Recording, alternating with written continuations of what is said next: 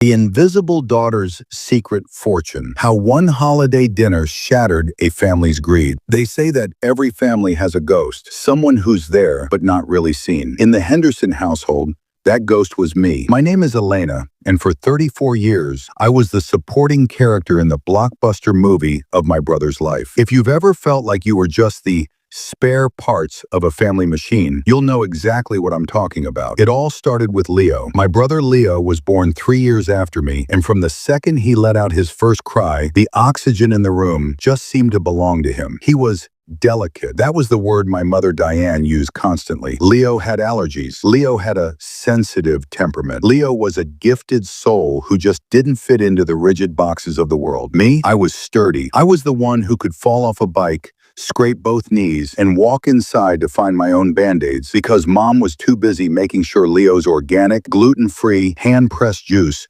was at the exact right temperature. I remember my 10th birthday. I'd been dreaming of this specific chemistry set for months. I wanted to be a scientist, an explorer, someone who understood the gears of the universe. I woke up so excited, but when I walked into the kitchen, there was no cake, no balloons. Instead, the house smelled like menthol and eucalyptus. Leo had a mystery cough, and the entire day was spent in a darkened living room, whispering so we wouldn't disturb his recovery. My birthday wasn't canceled. It was just forgotten. That was the theme of my life, forgotten. By the time I hit high school, I'd learned the most valuable lesson a ghost can learn. If nobody is watching you, you can do whatever you want. While Leo was failing algebra for the 3rd time because he was too creative for numbers, I was working 3 jobs. I delivered papers at 5 in the morning, worked the counter at a local diner after school, and spent my nights teaching myself how to code on a laptop I'd bought with cash from a guy in a parking lot. My parents, David and Diane, didn't notice. As long as I kept the house quiet for Leo's naps, and as long as I didn't ask for money for college, I was the perfect daughter, which is just code for the daughter who doesn't cause us any work. I'll never forget the day I got my acceptance letter to MIT, full ride, merit-based. It was the biggest moment of my life. I walked into the living room, heart pounding, holding that envelope like it was made of solid gold. "Mom, Dad, I have some news," I said. My dad didn't even look up from the TV. "Not now, El. Leo's trying to focus on his guitar practice. He thinks he might have a real shot at that talent show in the city." "But Dad, I got into—" "That's nice, honey," my mom interrupted, coming out of the kitchen with a tray of cookies for Leo. "Just put it on the counter. We'll look at it later. Can you make sure the dishwasher is emptied? My back is killing me." I stood there in the middle of the room, feeling the weight of that later like a lead weight in my stomach. Later never came. They never looked at the letter. They never asked about my major. When I left for Cambridge, they didn't even drive me to the airport. They had to take Leo to a spirituality retreat because he was feeling blocked. So I leaned into it. I became the ultimate shadow. In college, I wasn't just a student, I was a machine. I saw the world of tech moving, and I realized that while everyone was building flashy apps for social media, there was a massive, boring, expensive hole in supply chain logistics. I started a company in my dorm room. By my senior year, I had 12 employees. By the time I was 25, I sold my first startup for $8 million. But here's the kicker. I didn't tell a soul. Why? Because I knew my family. I knew that the second they realized the sturdy daughter was actually a millionaire, the delicate brother would suddenly have a very expensive need. I kept up the act for a full decade. I lived in a beautiful, high-security penthouse in the city, but whenever I visited home, I drove a 10-year-old Honda Civic I kept in a storage unit just for those trips. I wore clothes from Target. I talked about my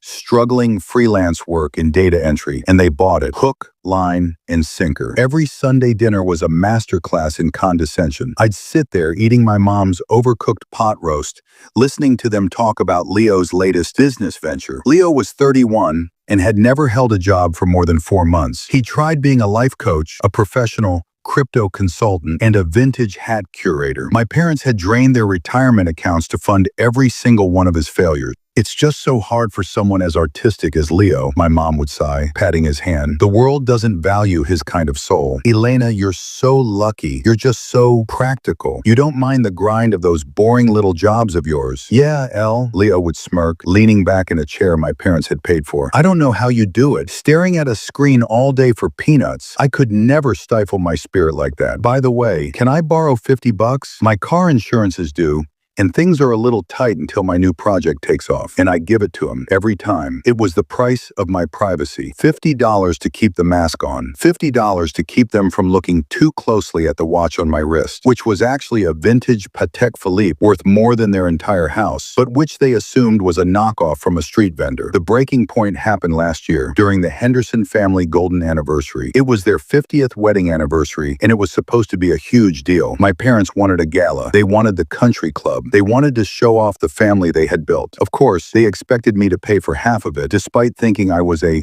struggling freelancer. Elena, honey, my mom said over the phone 2 months before the event, we really want this to be special, but Leo is in a bit of a transition phase. His artisanal candle business had a bit of a setback, so he can't contribute much. We were hoping you could handle the catering and the flowers. We've already picked out the platinum package at the club. The platinum package was $20,000. Mom, I said, playing the part, that's a lot of money for me. I'm not sure I can swing that on a freelancer's budget. Oh, don't be selfish, Elle, she snapped. This is our 50-year milestone. Just take on some extra shifts or something. You've always been so good at working hard. It's not like you have a life to worry about anyway. You're always just in that little apartment of yours. I felt something click in my mind, a cold, hard realization. They didn't just overlook me. They resented my stability because it meant I didn't need them. And they loved Leo's chaos because it kept them feeling needed. Fine, I said. I'll handle the catering. I didn't just handle it. I went above and beyond. But I did it through my real life. I hired the best caterer in the state, a firm I used for my corporate galas. I hired a floral designer who worked for the Met. I didn't give my name. I used my company's executive assistant to handle all the logistics. The night of the anniversary arrived. The country club was transformed into a sea of white orchids and shimmering gold silk. My parents were in heaven. They were walking around like royalty, greeting friends they hadn't seen in years. Leo was there, of course, wearing a velvet suit that probably cost my parents 2 months of mortgage payments. He was holding court at the bar, telling everyone who would listen about his upcoming documentary on the philosophy of clouds. I was in the corner wearing a simple navy blue dress. It was a custom-tailored piece that cost $4,000, but to the untrained eye, it looked like something off a department store rack. Everything was going perfectly until the gift ceremony. My parents stood on the small stage in the ballroom. My dad took the microphone, his voice thick with emotion. "We want to thank you all for coming," he said, "and we want to thank our children, Leo, our son, who brings so much light and creativity to our lives. Leo, we know how hard you worked to help organize this tonight, despite your busy schedule." Leo nodded solemnly, as if he'd done more than just show up and drink the premium scotch. "And Elena," my dad added, almost as an afterthought, "thank you for helping out with the details. It's good to see you're finally finding some steady work." The room clapped politely. I just sipped my water. But then, Leo decided he wanted to level up the drama. He walked onto the stage and took the mic. "Mom, Dad," Leo said, his voice echoing through the ballroom, "I have a surprise for you. I know things have been tough lately. I know the house needs a new roof, and I know you've been worried about your medical bills. So I've decided to launch a new investment fund. And to start it off, I'm asking Elena to give me the $10,000 she's been hiding in her savings account. I know she has it. I saw a bank statement on her counter when I was at her place last week." The room went dead silent. My parents looked at me, their eyes wide with a mixture of shock and greed. "Elena?" my mom whispered into the microphone. "Is that true? You have $10,000 just sitting there while we're struggling?" I felt the heat rising in my neck. Leo hadn't seen a bank statement. He'd broken into my apartment while I was at the gym. I knew it. He'd found my decoy account, the one I used to pay my fake bills. "It's for a rainy day, Mom," I said, my voice steady. "I'm a freelancer. I need a safety net." "A safety net?" Leo scoffed, leaning into the mic. "You're our sister. We're family. Family is the safety net. Give Mom and Dad the money, Elle. Don't be a miser. In fact, I think you should sign over that little data shop of yours to me. I could actually turn it into something profitable with my marketing ideas. You're just wasting it." My mother stepped forward, her face hardening. "Elena Marie Henderson, you would let your father and I worry about our bills while you sit on $10,000? I am so disappointed in you. After everything we did for you, after all the sacrifices we made for your brother," that was it, the sacrifices. I stood up. I didn't yell. I didn't scream. I just walked toward the stage. The crowd parted like the Red Sea. I could see my parents' friends whispering. I could see the club manager watching from the wings. "You want to talk about sacrifices, Mom?" I asked, my voice amplified by the silence of the room. "Let's talk about them. Let's talk about the 10-year-old girl who spent her birthdays alone, because Leo had a sniffle. Let's talk about the girl who worked 3 jobs in high school because you refused to buy her a pair of shoes that weren't hand-me-downs from a neighbor. Let's talk about the fact that you didn't even know what my major was when I graduated from MIT. Elena, stop this, my dad hissed. You're making a scene. Oh, I'm just getting started, Dad, I said. I reached into my small clutch and pulled out my phone. I tapped a few buttons and connected it to the ballroom's large projector screen, the one they'd been using for a slideshow of family memories. Leo says I have $10,000, I said, as a giant image of a bank portal appeared on the screen. The room gasped. It wasn't my decoy account. I had logged into my primary business holding account. The number at the bottom was $42,781,000. The silence that followed was heavy. It was the kind of silence that feels like it's pressing against your eardrums. My mother's jaw literally dropped. Leo actually stumbled back and bumped into the cake table. That's not real, Leo stammered. That's a glitch or a scam. You're a data entry clerk. I'm the founder and CEO of Nexus Logistics, Leo, I said, my voice cold as ice. I own this company. I own 3 offices in the city. I own the penthouse you broke into last week. And that caterer you've been raving about all night, they work for me. This party, I didn't help with the details. I paid for the whole thing. The flowers, the band, the open bar. Every single cent came from the daughter you call practical and boring. My mother finally found her voice, but it wasn't the voice of a mother. It was the voice of a predator who had just spotted a much larger meal. Elena, honey, she said, her tone suddenly dripping with a fake, sugary sweetness. Why didn't you tell us? We could have helped you. We could have managed this together. Imagine what we could do for Leo's career with this kind of resources. We could get him a studio in New York.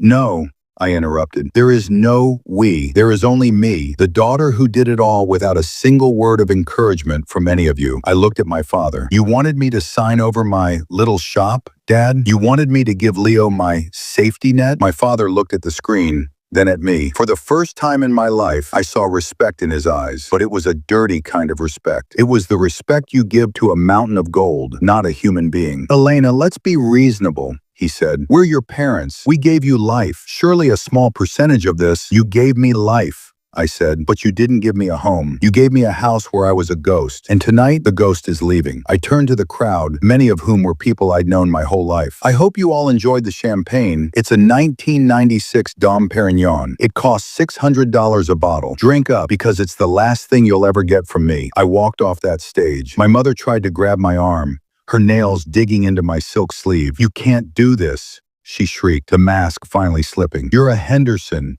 You owe us. You owe Leo. He's delicate. He can't survive without help. Then I guess he'll have to learn how to be sturdy, Mom, I said. I shook her hand off and kept walking. I walked out of that country club, past the valets, past the manicured lawns. I didn't go to my Honda Civic. I called my driver. A black Mercedes Maybach pulled up to the curb 30 seconds later. As I got into the back seat, I saw Leo run out of the front doors. He was shouting something about family loyalty and fairness. He looked small. He looked pathetic in his velvet suit. I closed the door. The soundproofing was perfect. The world outside, the screaming, the greed, the decades of being overlooked, it all just vanished. The next few weeks were a whirlwind of what I call the flying monkey circus. My phone didn't stop vibrating for 3 days. My mother left 42 voicemails. They went from, "We're so proud of you," to, "How could you be so cruel?" to, "We've contacted a lawyer to see what our parental rights are to your earnings." Spoiler alert, in the state of Massachusetts, they have 0 rights. Leo was the worst. He started a GoFundMe page claiming I had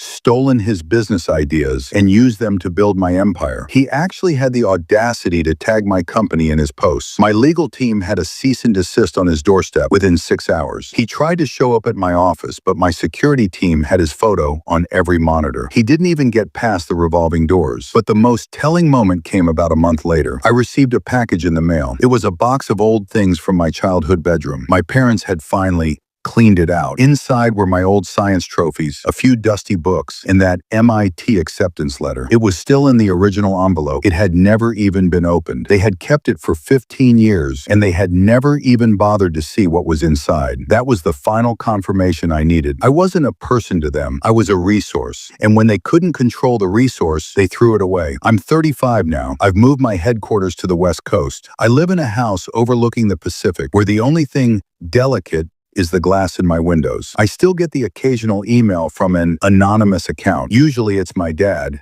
asking for a short-term loan because Leo's latest scheme, this time it's an underwater yoga retreat, has failed. I don't delete them. I just archive them. They're reminders that being invisible isn't a curse, it's a superpower. Because when nobody is watching you, they can't see you coming. And they certainly can't see the moment you decide to stop being a ghost and start being the storm. To anyone out there who feels like the spare part, the sturdy one, the one who always has to be okay so that someone else can be special, listen to me. Keep your head down, work your tail off, build your empire in the dark. And when the time is right, don't just show them the light, show them the whole damn sun.